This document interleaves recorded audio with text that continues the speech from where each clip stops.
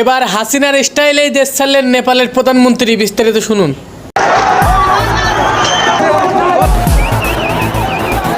জেনজিদের বিক্ষোভের মুখে পদত্যাগ করে হেলিকপ্টারে পালিয়েছেন নেপালের প্রধানমন্ত্রী কেপি শর্মা ওলি। তার সহকারী প্রকাশ সিলওয়াল এ তথ্য নিশ্চিত করেছেন, এমনটি জানিয়েছে রয়টার্স। সামাজিক যোগাযোগ মাধ্যমের উপর নিষেধাজ্ঞা, দুর্নীতির বিরুদ্ধে প্রতিবাদ জানাতে ৮ সেপ্টেম্বর সোমবার থেকে নেপালে বিক্ষোভ চলে আসছিল। কারফিউ উপেক্ষা করে আজও সকাল থেকে রাস্তায় নামেন বিক্ষোভকারীরা। বিক্ষোভরতরা নেপালি কংগ্রেসের কেন্দ্রীয় কার্যালয় সহ বিভিন্ন মন্ত্রী ও রাজনীতিকের বাড়িঘরে হামলা ও ভাঙচুর চালায়।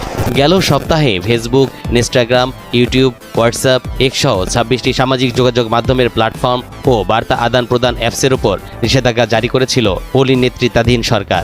এই নিষেধাজ্ঞার বিরুদ্ধে প্রতিবাদ জানাতে ৮ সেপ্টেম্বর রাজপথে নামেন নেপালের কয়েক হাজার বিক্ষোভকারী। বিক্ষোভকারীদের বেশিরভাগই জেএনজি প্রজন্মের। রাজধানী কাঠমান্ডু সহ অন্তত ৭টি শহরে এদিন বিক্ষোভ হয়।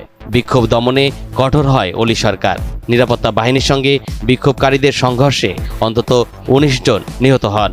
গুরুতর হন ৪ শতাধিকেরও বেশি বিক্ষোভকারী।